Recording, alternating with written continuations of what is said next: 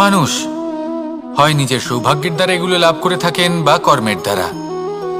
সৌভাগ্য আসলে কি? গ্রহের দশা যা প্রত্যেক মুহূর্তে বদলাতে থাকে। কর্মের মাধ্যমে যখন আপনি ধন অর্জন করেন, তখন সেই ধন আপনার আগামী প্রজন্ম লাভ করে। সেটা হয় সে ভোগ করে বা তার জন্য তার ভোগান্তি হয়। আর এটা নির্ভর করছে আপনার কর্মের ওপরে। কি কর্ম করেছেন আপনি সেই ধনকে লাভ করার জন্য? যদি আপনি সৎ পথে চলেন, নিষ্ঠা ভরে আপনি কর্ম করে থাকেন এবং তার ফলে আপনি ধন অর্জন করে থাকেন, তাহলে আপনার আগামী প্রজন্ম সেটা ভোগ করবে, সেটা প্রয়োগ করবে নিজের বিকাশের জন্য। কিন্তু যদি আপনি কুকর্ম করে থাকেন, কোনো রকম ছলনা করে থাকেন এই ধন লাভ করার জন্য, তাহলে 100% আপনার আগামী প্রজন্মকে এর জন্য ভুগতেই হবে। তাহলে আপনি কি চাইবেন? যে আপনার আগামী প্রজন্ম সুখ ভোগ করবে, নাকি আপনার কুকর্মের পরিণাম ভোগ করবে? নির্বাচন আপনারই। আসুন আমার সাথে ভালোবেসে বলুন, রাধা রাধা। লোভ আপনার অন্তরের আরো একটা শত্রু। দেখতে গেলে এটা একটা শব্দ, একটা সংস্কৃত শব্দ। লব ধাতু থেকে উৎপন্ন হয়েছে। এর অর্থ কিছু লাভ করা। কিছু লাভ করা অনুচিত নয়, আরো কিছু লাভ করাও অনুচিত নয়, কিন্তু সব থেকে বেশি আমিই লাভ করব, আমি আরো চাই, আরো বেশি চাই, আরো বেশি পেতে চাই। এটাই হলো লোভ। আর এই লোভ যখন গ্রাস করে, তখন আপনি যা পেতে চান, সে ধনই হোক বা মানই হোক, তা অর্জন করার জন্য মানুষ যে কোনো স্তরে পৌঁছে যেতে পারে। যদি মানুষ ধন অর্জন করতে চান, তাহলে তার জন্য তারা অধর্মের পথেও চলতে পারেন। যদি সম্মান অর্জন করতে চান, তাহলে অন্য মানুষকে ছোটও করতে পারেন। শেষ পর্যন্ত আপনার এটা মনে হতে পারে যে যদি একটু অল্পই প্রাপ্ত করতাম, কিন্তু ভালোবেসে প্রাপ্ত করতাম, এই জীবন আরো অনেক বেশি সুখী হতো। লোভ আপনার জীবনে, আপনার মনে কখন যে প্রবেশ করবে সেটা আপনি জানতেও পারবেন না। তাই এটা চিনতে শিখুন আর তৎক্ষণাৎ জীবন থেকে বাইরে ফেলে দিন।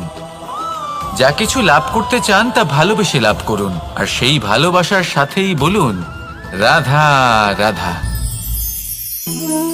জীবনে ক্ষমা চাওয়া তাও কিছুটা সহজ, ক্ষমা করতে পারা অত্যন্ত কঠিন। ক্ষমা 2 অক্ষরের এই শব্দ হতে পারে, কিন্তু অত্যন্ত বড় এই শব্দ, অত্যন্ত গুরুত্বপূর্ণ এই শব্দ। কখনো কখনো অন্য কাউকে ক্ষমা করে দেওয়া তাও কিছুটা সহজ কাজ, কিন্তু নিজেকে ক্ষমা করতে পারা অত্যন্ত কঠিন হয়ে দাঁড়ায়। অতীতে যদি আমাদের এমন কোনো ভুল হয় যে কারণে আমরা নিজেকে ক্ষমা করতে পারি না, অনেক সময় এমন কিছু ভুল করে বসি যে বিষয় শুধু আমরাই জানি, কিন্তু আমরা নিজেকে ক্ষমাই করতে পারি না, আর আমাদের বিকাশ সেখানে স্তব্ধ হয়ে যায়। কারণ যদি আপনি ক্ষমা করতে না শেখেন, নিজেকে ক্ষমা যদি না করতে পারেন, তাহলে তা আপনার জীবনের সব থেকে বড় বাধা হয়ে দাঁড়াবে। সেই জন্য জীবনে অবশ্যই শিখুন যে কিভাবে নিজেকে ক্ষমা করতে হয়, আর শিখুন যে আগের করা ভুল আবার কি করে না করা যেতে পারে। এই মন হালকা হবে আর প্রসন্ন হয়ে বলবে, রাধা রাধা। এই সংসারে যখনই কোনো সমস্যা আসে, তখন আমরা আমাদের সব থেকে বড় সম্বলের কাছে আশ্রয় খুঁজি, তা হলো আমাদের বিশ্বাস। এবার প্রশ্ন হলো এটাই যে এই বিশ্বাস কার ওপর করা যেতে পারে? পরিবারের ওপর, বন্ধুর ওপর, নাকি তাদের ওপর বিশ্বাস করা উচিত যাদেরকে আমরা কখনো সঙ্গ দিয়েছি? দেখুন, এই সংসারে বিপদের সম্মুখীন হলে কে আপনাকে সাহায্য করবে সেটা নির্বাচন করা আপনার হাতে নেই। সেটা সেই সকল ব্যক্তির উপর নির্ভরশীল যে তারা আপনাকে সাহায্য করবে নাকি করবে না। অর্থাৎ যখনই কোনো বিপদ আসে, সর্বপ্রথম তার সম্মুখীন আমাদের নিজেকেই হতে হয়, আর তার জন্য প্রস্তুত থাকা প্রয়োজনীয়। সেই শক্তি, সেই সাহস অর্জন করা প্রয়োজনীয়। দেখুন, যখনই অন্ধকার আসে, তখন সবার আগে কে আপনাকে ত্যাগ করে চলে যায়? আপনার নিজেরই ছায়া। এই অন্ধকারের সম্মুখীন হতে হয় অন্তরের প্রদীপের দ্বারা, অন্তরের আত্মা দ্বারা। তবেই আপনি অন্ধকারের ওপর জয়লাভ করতে পারবেন। সেই জন্য যে বিপদই আসুক না কেন নিজেকে তার জন্য প্রস্তুত রাখা উচিত। সেই সাহস নিয়ে আসুন। এমন কোনো বিপদ নেই যা আপনাকে ভেঙে দিতে পারে। আসুন আমার সাথে ভালোবেসে বলুন, রাধা রাধা। মানুষ সবসময় চায় যে তার জীবনে যেন কখনো কোনো সমস্যাই না আসে। সে চায় তার জীবন যেন শুধুমাত্র শান্তি এবং সুখের দ্বারা পূর্ণ থাকে। কিন্তু এই চাহিদা অনুচিত কিছু নয়। আমরা সবাই এটাই চাই যে জীবনে সুখ থাক, শান্তি থাক। কিন্তু এই কথা সবসময় মনে রাখবেন, যে সূর্য উদিত হন সংসারকে প্রকাশমান করেন, দুপুরবেলায় সংসারকে রৌদ্র প্রদান করেন, সন্ধেবেলায় তাকেও অস্ত যেতে হয়। এবার আমাদের জীবন চক্র কিছুটা এরকমই। কোনো কিছুই চিরকাল একরকম থাকে না। কখনো এই নদীকে দেখুন যা বয়ে চলেছে। এই নদী যা বয়ে চলেছে তার পথেও অনেক বিপদ আসে। বড় বড় পাথরের সম্মুখীন হয়ে তাকেও সামনে এগিয়ে যেতে হয়। একটি পুকুর যা চারদিক থেকে ঘেরা, তার জীবনে কিন্তু কোনো সমস্যা নেই। কিন্তু এই সংসারে পুকুরের পুজো করা হয় না, পুজো করা হয় নদীকে। মনে রাখবেন, সমস্যার ঊর্ধ্বে তিনি উঠতে পারেন যিনি সমাধি লাভ করেছেন, যিনি এই সংসারেই নেই।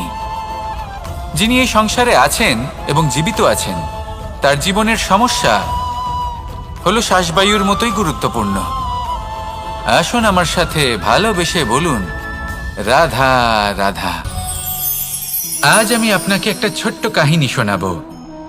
একবার আমি, রাধা আর দাদা, আমরা তিনজনে মিলে লুকিয়ে একটা উপবনে গেলাম আম পেড়ে খেতে। অনেক পরিশ্রম করে আমরা ওখানে পৌঁছলাম আর আমরা আশ্চর্যচকিত হয়ে গেলাম এটা দেখে যে এবার তো আম পাকেইনি।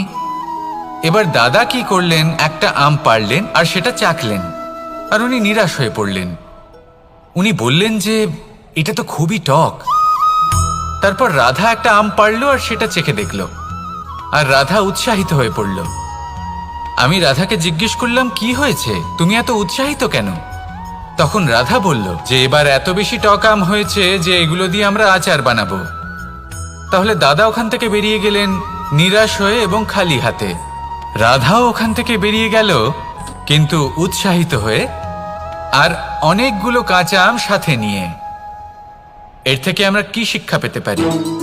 যে প্রত্যেকটা স্থানে এমন কিছু রয়েছে যেখান থেকে আমরা কিছু একটা শিক্ষা লাভ করতে পারি, যা আমাদেরকে বিকাশের পথে নিয়ে যেতে পারে। এই শিক্ষা প্রত্যেক স্থানে আছে। সবকিছু আমাদের দৃষ্টিভঙ্গির উপর নির্ভর করছে।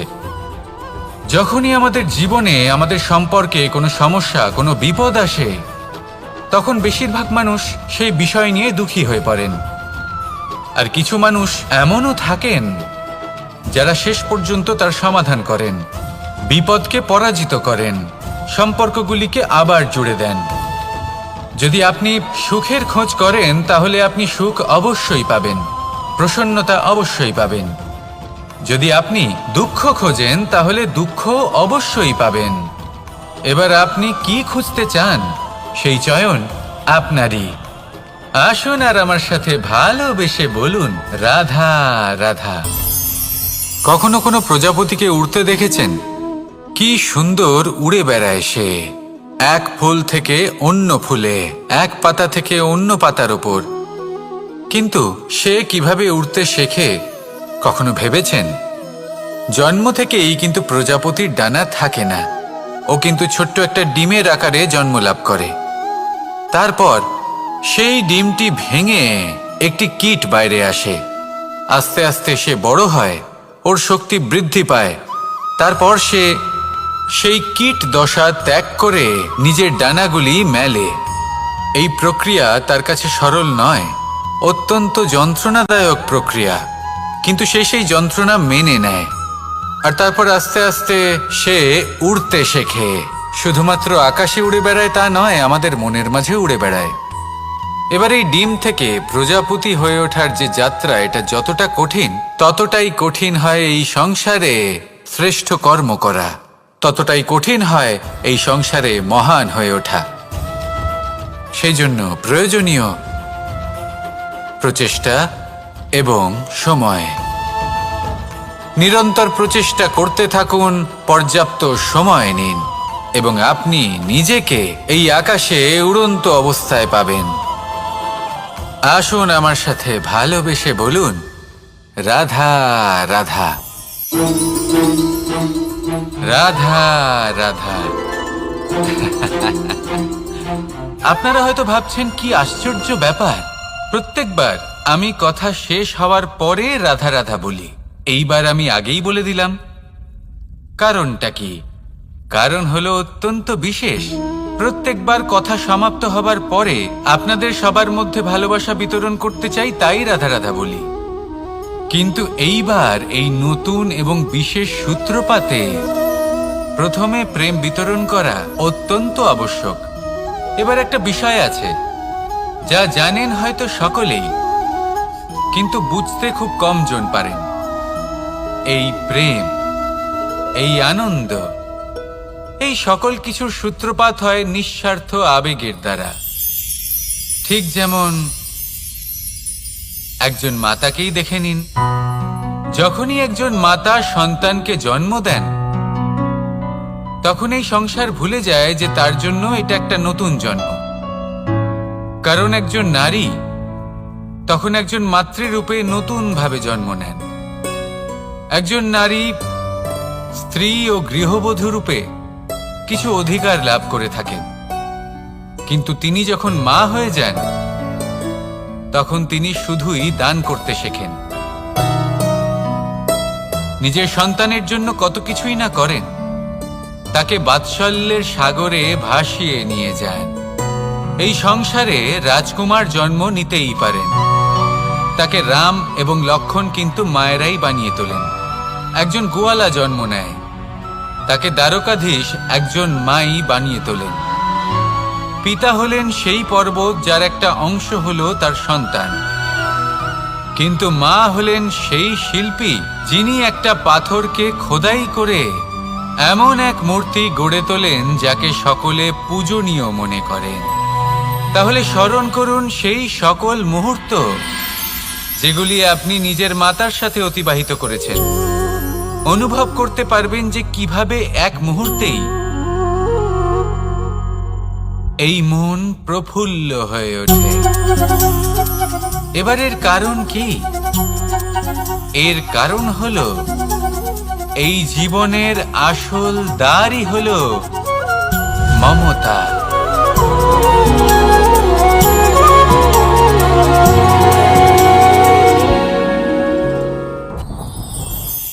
যত শক্তিশালী এই মন, তত শক্তিশালী এই শরীরও।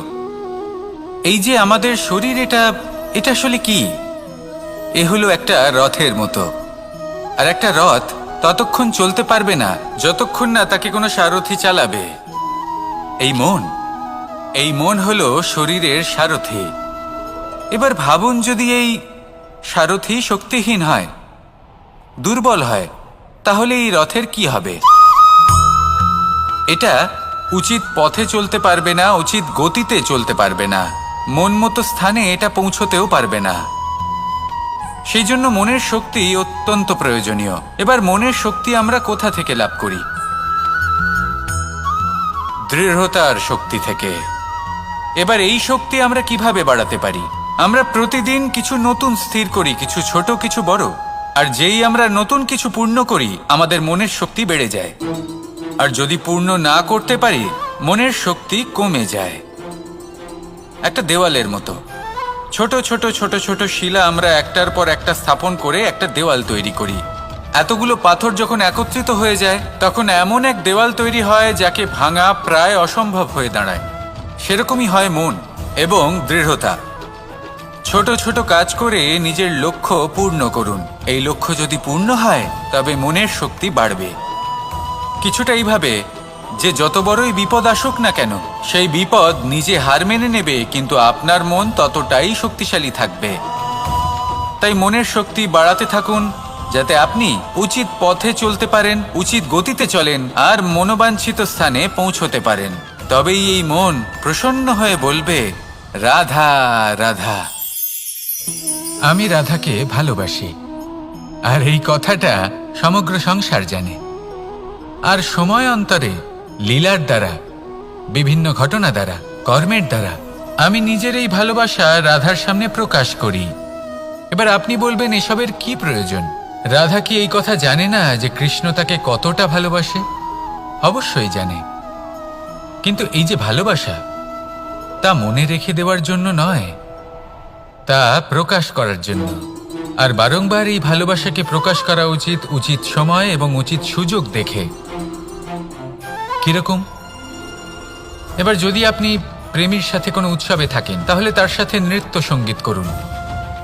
যদি ভিড়ের মাঝে থাকেন, তখন প্রেমীকে সম্মান করুন, একান্তে প্রসাধন করুন। দুঃখের সময় তার হাত ধরে থাকুন, সুখের সময় আলিঙ্গন করে রাখুন। এই প্রেম যত প্রকাশ করবেন, ততই এই প্রেমের বৃদ্ধি হবে। এই প্রেম আরো বেশি গভীর হবে, অটুট হবে।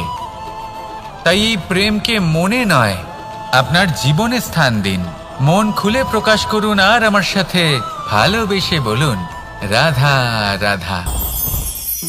মুঠো হাতের শক্তি বেশি, মুঠো খুললেই তা দুর্বল।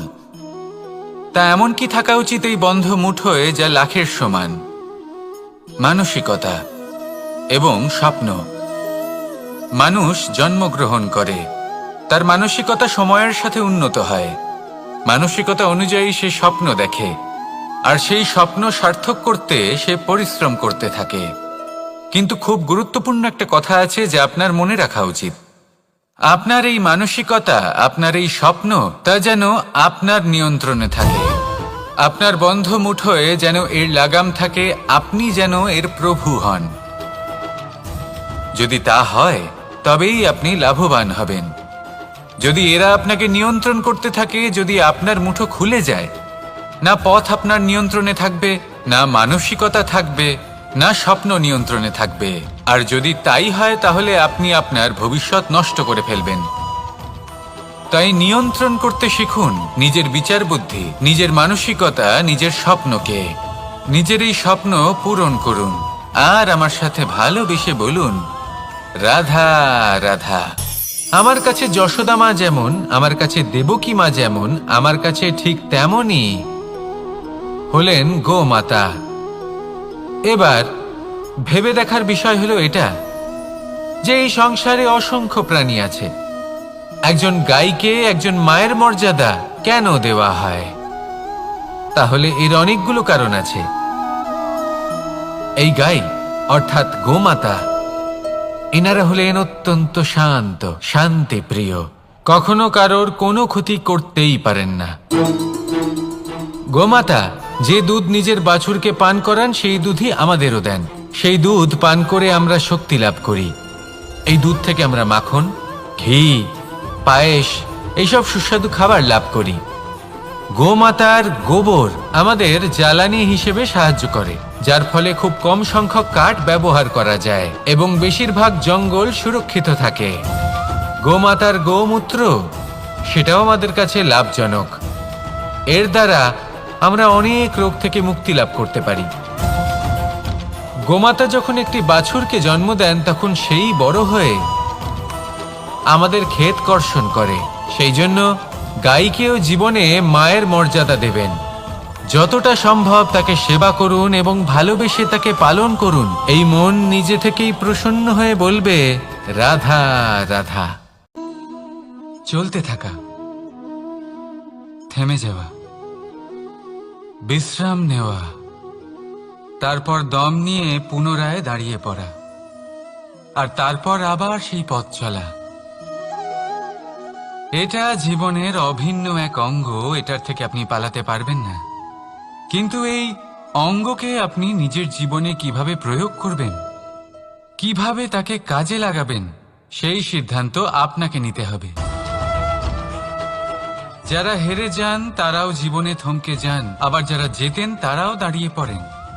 যারা হেরে যান তারা হাঁপিয়ে দাঁড়িয়ে পড়েন, যারা জিতে যান তারা দাঁড়িয়ে পড়েন সেই সর্বোচ্চ স্তরে পৌঁছে গিয়ে। এবার দাঁড়াতে তো আপনাকে হবেই, তা হতেই হবে। কিন্তু কখন, কিভাবে দাঁড়াবেন, ক্লান্ত হয়ে নাকি সর্বোচ্চ স্তরে পৌঁছে গিয়ে, সেই সিদ্ধান্ত আপনার। অবশ্যই দাঁড়িয়ে পড়ুন, কিন্তু ক্লান্ত হয়ে নয়। কারণ আপনাকে পুনরায় দাঁড়িয়ে পড়তে হবে, পুনরায় যাত্রাপথে এগোতে হবে এবং সর্বোচ্চ স্তরে পৌঁছতেই হবে। রাধা রাধা। স্বপ্ন, আমরা জীবনে স্বপ্ন দেখতে থাকি, সেটা পূরণ করার পূর্ণ প্রয়াস করে থাকি, কিন্তু এই স্বপ্ন পূরণ না হওয়ার পরিস্থিতিতে আমরা ভেঙে পড়ি, ছিন্ন বিচ্ছিন্ন হই। আর তারপরেই বোঝা আমরা আগামী প্রজন্মের ওপর রীতিমতো চাপিয়ে দিই। আমরা এটাই মনে করি যে আমরা যেটা হতে পারিনি সেটা আমাদের সন্তান অবশ্যই হবে। আমরা যা কখনো পাইনি আমাদের সন্তান অবশ্যই তা পাবে। এটা যে অনুচিত সেটা আমরা ভাবি না, কিন্তু এটা ভুল। আর এই ভুল আমরা সকলেই করে থাকি। সন্তান প্রকৃতি আর পরমাত্মার আশীর্বাদ। ওদের ভেতরে তাদের নিজের একটা অস্তিত্ব লুকিয়ে থাকে, সেটা মন দিয়ে দেখুন তো। আপনি শুধু ওই সন্তানকে জন্ম দিয়েছেন, কিন্তু ওর জীবন আপনার নয়। তাই নিজের সন্তানের সাথে থাকুন, সময় কাটান, ওদেরকে ভালোবাসুন, সবসময় প্রেরণা দিন, কিন্তু প্রেরণা দিন ওর নিজের অস্তিত্বকে বাড়ানোর জন্য, ওর নিজের স্বপ্ন পূরণ করার জন্য, আপনার স্বপ্ন পূরণ করার জন্য নয়। ওদের অস্তিত্বকে পূর্ণাঙ্গে বৃদ্ধি পেতে দিন। রাধা রাধা। এই পুকুর দেখছেন আপনি? পুকুরের জল কখনো প্রবাহিত হয় না, একই স্থানে জমে থাকে, আর সেই কারণে কিছুদিন পর ময়লা হতে শুরু করে। কিন্তু তাও আমরা একে ত্যাগ করি না, আমরা তবুও একে পুজো করি। শুধুমাত্র এই কারণে নয় যে অতীতে সে আমাদের তৃষ্ণা মিটিয়েছে, কিন্তু এই কারণেও যে যদিও বা সে ভবিষ্যতে আমাদের তৃষ্ণা না মেটায়, কিন্তু প্রয়োজন হলে আগুন অবশ্যই নেভাতে পারে। ঠিক সেই রকমই হয় আমাদের সম্পর্ক, সম্পর্ক যা আমরা বহু বছর পরিশ্রম করে তৈরি করি, যে দরকার পড়লে আমাদের সহায়ক হয় কোনো না কোনোভাবে। সেই জন্য সম্মান করতে শিখুন এই সম্পর্কগুলিকে, শিখুন এই সম্পর্কগুলিকে অটুট রাখতে। কথায় কথায় এই সম্পর্কগুলিকে ভেঙে দিতে শিখবেন না। রাধা রাধা। বিষ, এই শব্দটা শুনলেই মনে অনেক কল্পনা জন্ম নেয়। কল্পনা অসহ্যকর তিক্ততা, কল্পনা অত্যন্ত বেদনাদায়ক মৃত্যু। এবার যদি আপনাকে জিজ্ঞেস করা হয় যে সবচেয়ে বিষাক্ত বিষ কোনটা, তাহলে আপনি কি বলবেন? কেউ বলবে সর্পের বিষ, কেউ বলবে কাঁকড়া বিছের, কেউ বলবে কালকিউটের বিষ। কিন্তু না, এই সমস্ত রকম বিষ সেই বিষের সামনে টিকতে পারবে না যাকে আমরা বলে থাকি কানের মধ্যে ঢালা বিষ। শুনতে অত্যন্ত মিষ্টি, কিন্তু তিক্ততায় অত্যন্ত বিষাক্ত। পেটের মধ্যে যাওয়া এই বিষ শুধুমাত্র একটি মানুষের মৃত্যুর কারণ হয়, কেবল একটি। কিন্তু কানের মধ্যে ঢালা এই বিষ একাধিক সম্পর্কের নাশ করতে পারে। আর এটাতে সেই ব্যক্তির ভুল নেই যে আপনার কানে বিষ ভরেছে, আপনি তাকে দোষ দিতে পারেন না। এখানে দোষ আপনার নিজের, যে এই বিষকে আপনি নিজের উপরে প্রভাব ফেলতে দিয়েছেন, এই বিষকে সুযোগ দিয়েছেন আপনার ক্ষতি করতে। এটা আপনার ভুল। সেই জন্য কুমন্ত্রণায় কখনো কান দেবেন না। আপনার মনে ভালোবাসার দৃঢ়তা জাগিয়ে তুলুন আর নষ্ট করে দিন এই সংসারের সমস্ত বিষের প্রভাবকে। রাধা রাধা। জীবন, আমাদের এই জীবন, সুখ আর দুঃখ, এই দুইয়ের মিশ্রণ। এদের সংমিশ্রণই জীবনের ভারসাম্য বজায় রাখে। এখন এই সুখ, সুখ এমন এক বস্তু যাকে সবাই খুঁজে চলেছে। দুঃখ এমন এক অনুভূতি যা সবার কাছে আছে। আমাদের প্রত্যেকের জীবনে সুখ আর দুঃখ আসতে থাকবে আর যেতেও থাকবে। এটা অবশ্যই জীবনে থাকবে, কিন্তু সফলতা এটা সবার জীবনে আসে না। কেন? কারণ এই সফলতা সুখ আর দুঃখের দ্বারা প্রাপ্ত হয় না।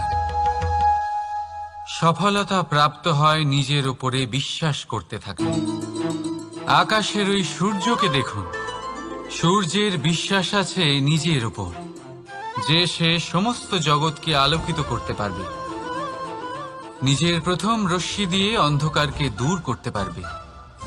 সূর্য এই বিশ্বাস নিয়েই আসে, আর কিছুক্ষণের মধ্যেই সমস্ত সংসার থেকে অন্ধকারকে বিনাশ করে ফেলে সে। তাহলে মনে রাখবেন, এই সুখের আভাস, এই দুঃখের অনুভূতি আসতেও থাকবে আর যেতেও থাকবে। শুধু নিজের উপরে বিশ্বাস রাখুন, তারপর দেখবেন এই সফলতা আপনার দাস হয়ে থাকবে। রাধা রাধা। চাঁদ কত শ্রেয়, শুভ্র, কত সুন্দর, কিন্তু যদি আপনি মনোযোগ সহকারে দেখেন তাহলে দেখবেন এই চাঁদেও দাগ আছে। আর এই দাগগুলি থাকার কারণে কি এই চাঁদের মাহাত্ম্য কখনো কমে যায়? কখনো নয়। এর কারণ হলো চাঁদের নিরন্তর চেষ্টা।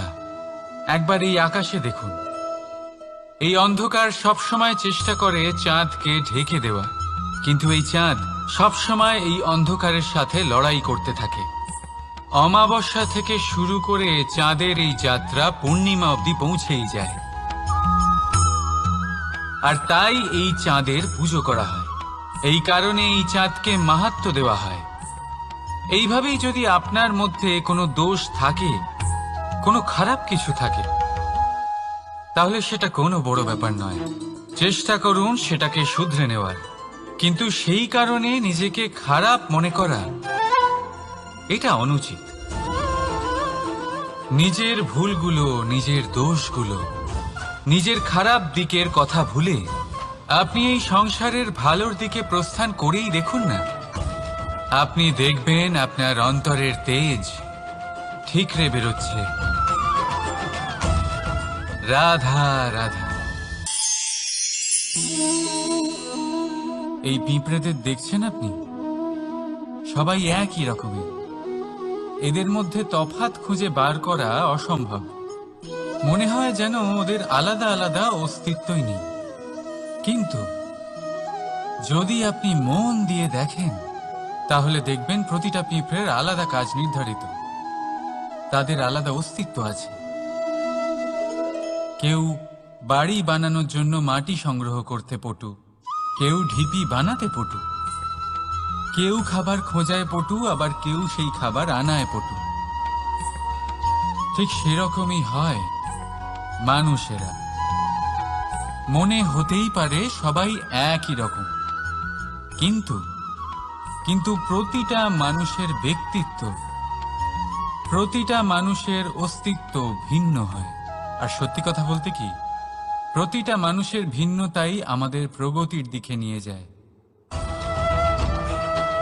ভাবুন, যদি আপনাকে কারোর সাথে হাত মিলিয়ে চলতে হয়, তাহলে আপনাকে আপনার সোজা হাত তার উল্টো হাতে ধরে এগোতে হবে। এটাই সৃষ্টিকর্তার সৃষ্টির নিয়ম। ভিন্নতা, এই ভিন্নতাকে আশীর্বাদ ভেবে চলুন, এতে কোনো খারাপ নেই। রাধা রাধা। দাদা আমাকে বহুবার জিজ্ঞেস করেন যে কানাই, তুমি রাধার সাথে এই সংসারকে প্রেম শেখাতে এসেছো, তাহলে কেন তুমি রাধাকে এত বিরক্ত করো? কেন ও তোমাকে বিরক্ত করে? কেন এই ঝগড়াঝাটি হয়? কেন এই টানাপোড়েন চলে? এবার এটার উত্তর আমি কিছুটা এইভাবে দিতে চাই। পিঁপড়ে সেই বাড়িতেই প্রবেশ করে যেখানে মধু উপস্থিত আছে। যদি আপনার বাড়িতে মধু থাকে, কোনো মিষ্টি জিনিস থাকে, মিষ্টত্ব থাকে, তাহলে পিঁপড়ে সেখানে অবশ্যই প্রবেশ করবে। ঠিক এই রকমই হয় আমাদের সম্পর্ক। এর মধ্যে ছোটখাটো ঝগড়াঝাটি, টানাপোড়েন, রাগ করা, মন ভাঙানো, এই সব তো চলতেই থাকে, বিশেষ করে সেই সম্পর্কগুলিতে যেখানে মিষ্টত্ব আছে। মনে রাখবেন, যেই সম্পর্কে কোনো খুনসুটি নেই, রাগ করা, মান ভাঙানো নেই, কোনো ছোটখাটো ঝগড়াঝাটি নেই, সেই সম্পর্ক শুধুমাত্র মস্তিষ্ক দিয়ে পালন করা হচ্ছে, মন থেকে নয়। তাই মন থেকে ভালোবাসতে শিখুন। আর এই ছোটখাটো ঝগড়াঝাটির, এই অম্ল মধুর খুনসুটির আনন্দ উপভোগ করুন, কারণ এতেও ভালোবাসা আছে। রাধা রাধা। এই পুস্তক বড়ই কাজের জিনিস। কাহিনী হোক, কবিতা হোক, স্মৃতি হোক, এতে যাই লিখে দেবেন তা ভবিষ্যতের পুঁজি হয়ে যাবে। কিন্তু যদি কখনো এমন হয় যে এই পুস্তক ময়লা হয়ে যায়, বা যদি কোনো পাতায় আপনি ভুল করে কালি ফেলে দেন, বা কোনো বাক্য লিখতে গিয়ে আপনি ভুল করে ফেলেন, তাহলে আপনি কি করেন? সেই পুস্তক কি আপনি তুলে ফেলে দেন? না, তাই তো। শুধু একটা পাতা ছিঁড়ে ফেলেন, যাতে সেই পুস্তক সঠিক থাকে, সুন্দর হয়ে ওঠে। এই পুস্তকের মতোই হয় আমাদের সম্পর্ক। তার সেই এক পাতা, একটা ভুল। তাই যে কোনো সম্পর্কে যদি কারোর কোনো ভুল হয়ে গিয়ে থাকে, তাহলে সেই ভুলকে সম্পর্ক থেকে দূরে করা সঠিক হবে। সেই ভুলকে ভুলে যাওয়াই সঠিক হবে। সেই সম্পর্ক ভাঙা নয়, সেই সম্পর্ক সামলে রাখুন। কারণ ভুল তো সবার দ্বারা হয়। যদি এরকম করেন, তবেই জীবনরূপী পুস্তক আরো সুন্দর হয়ে উঠবে। একে অপরকে ক্ষমা করতে শিখুন, একে অপরের ভুলকে ভুলে যেতে শিখুন। তারপর দেখবেন এই জীবনে আরো আনন্দ আসবে, আর এই সম্পর্ক নিঃশ্বাস নিতে থাকবে। রাধা রাধা।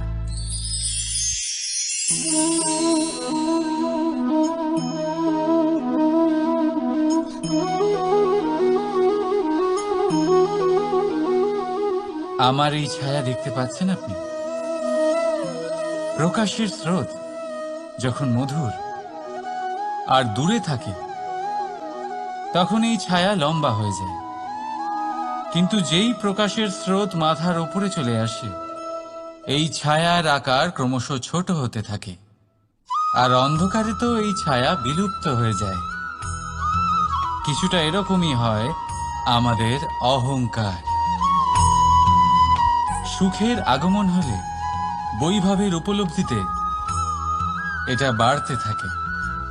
কিন্তু যেই সংকটের তাপ বেড়ে ওঠে, অহংকার ছোট হতে থাকে। আর যখন সংকটের এই অন্ধকার আমাদের চারিদিক থেকে ঘিরে ধরে, তখন এই অহংকার আমাদের ছায়ার মতোই বিলুপ্ত হয়ে যায়। তাই সেই কারণে আপনার জীবনে সংকটের আগমন আপনার অহংকার নষ্ট করেই দেবে, কিন্তু তার জন্য সংকটের অপেক্ষা কেন করবেন? এই অহংকারকে বাড়তেই দেবেন না, উৎপন্ন হতেই দেবেন না। বিবেকের সুতো দিয়ে বেঁধে রাখবেন একে। দেখুন, আমি শ্রেষ্ঠ, এটা বিশ্বাস করতে কোনো আপত্তি নেই। কিন্তু শুধুমাত্র আমি শ্রেষ্ঠ, আর কেউ নয়, এই আত্মসম্মান নয়, এ হলো অহংকার। আর অহংকার আর কিছুই নয়, শুধু পতনের দিকে প্রথম পদক্ষেপ। আর এই জীবনে পতনের দিকে নয়, প্রেমের দিকে এগিয়ে যান। আর আমার সাথে ভালোবেসে বলুন, রাধা রাধা। আপনি কি কখনো ফলে ফুলে পরিপূর্ণ বৃক্ষ দেখেছেন? তার ডালগুলো কিরকম স্বাধীনভাবে বেড়ে ওঠে, কিন্তু যদি এই ডালগুলো মূলের সাথে ঠিকভাবে যুক্ত না থাকে, সেই বৃক্ষের মূলগুলি গভীর না হয়, তাহলে কি হবে? তাহলে কি সে সেই সব সুবিধা পাবে? কখনোই নয়। সেই বৃক্ষের ডাল পড়ে যাবে, সেই বৃক্ষ ভূমিষ্ঠ হয়ে যাবে। ঠিক সেইভাবেই চিন্তা ভাবনার স্বাধীনতার আনন্দ আপনি তখনই আস্বাদন করবেন যখন আপনার শিক্ষা গভীর হবে। তাই স্বাধীন থাকুন দৃষ্টিভঙ্গিতে, কিন্তু যুক্ত থাকুন শিক্ষার সাথে। রাধা রাধা। সমাজ, আমরা এই সমাজে বাস করি আর বহুবার একটা গুরুত্বপূর্ণ কথা ভুলে যাই। এই সমাজ আমরা সকলে মিলে তৈরি করি। সমস্ত সময় কাটিয়ে দিই এইটা ভাবতে ভাবতে যে এই সমাজ কি ভাববে, আমার কি করা উচিত, আমার কি ভাবা উচিত, কি পড়া উচিত, কোনটা সঠিক কোনটা ভুল। যদি আমি এটা করি তাহলে কয়েকজনের এটা মনে হবে না তো যে আমি খারাপ, যখন আমি তা নই।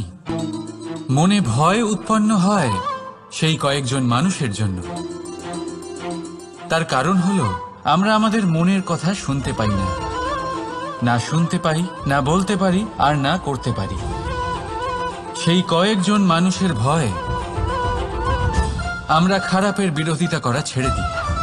কিন্তু কখনো নিজেকে জিজ্ঞেস করুন, শেষ পর্যন্ত কারা এই কয়েকজন মানুষ?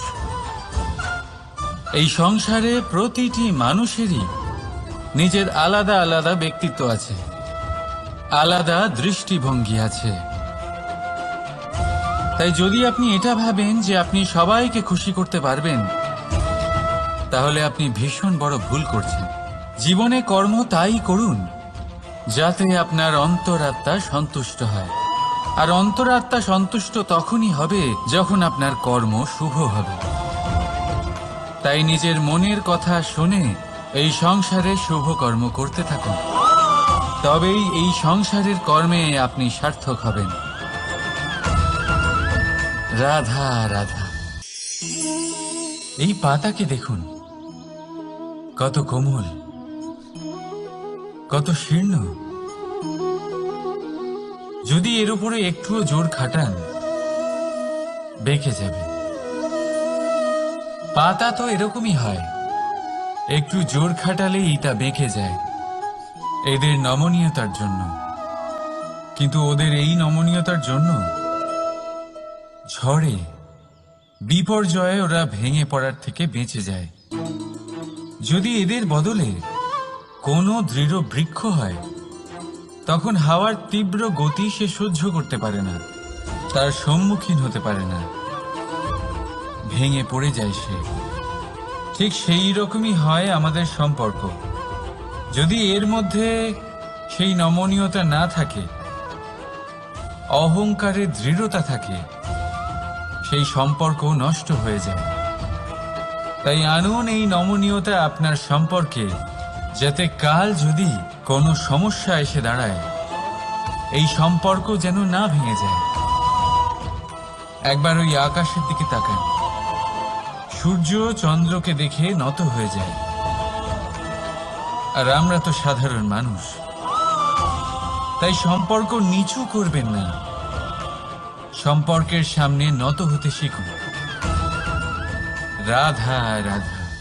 প্রেম, আমরা সকলে প্রেম করি, প্রেম পাওয়ার চেষ্টা করতে থাকি। আর এমনও অনেক মানুষ আছেন যারা প্রেম অর্জন করেও ফেলেন, কিন্তু সেখান থেকে শুরু হয় এক নতুন অধ্যায়ের। আচমকা দুই প্রেমীর কিছু অনুচিত বলে মনে হতে থাকে, আচমকা দুজনে নিজেদের অস্তিত্ব নিয়ে বিচলিত হতে থাকেন। এবার এমন হলে কি করা যেতে পারে? দেখুন, এই হলো হলুদ,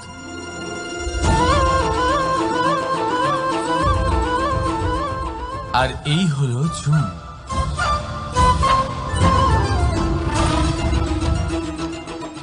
এবার এটাকে দেখুন, যখন চুন আর হলুদকে একসাথে মিলিয়ে দেওয়া হলো, তখন ওরা নিজেদের রং ত্যাগ করে দিয়ে একটা নতুন রং তৈরি করল। প্রেমের রঙও কিছুটা এইভাবে অর্জন করা হয়। এখানে কোনো আমি থাকে না, শুধু আমরা হয়, শুধু একাত্ম হয়। সেই জন্য ত্যাগ করুন নিজের অস্তিত্বকে, আর মনের উত্তেজনাকে আলিঙ্গন করুন। তারপর দেখুন আপনার এই প্রেম আপনাকে কোথায় কোথায় নিয়ে যায়। রাধা রাধা।